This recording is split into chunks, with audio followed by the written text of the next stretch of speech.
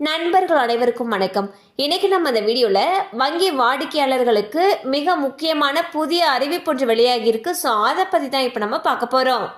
வாடிக்கையாளர்களுக்கு HDFC வங்கி முக்கிய அறிவிப்பு ஒன்றை வெளியிட்டுள்ளது.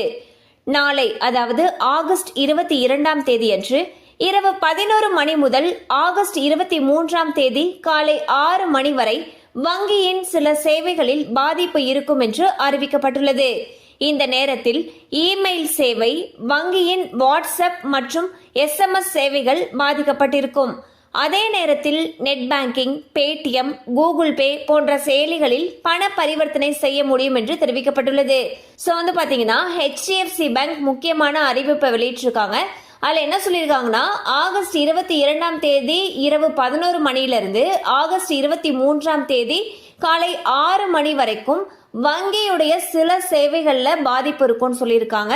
அதாவது வாட்ஸ்அப்பு, இமெயில் சேவைகள், SMS சேவைகள் இதெல்லாமே பாதிக்கப்பட்டிருக்கும்னு சொல்லியிருக்காங்க.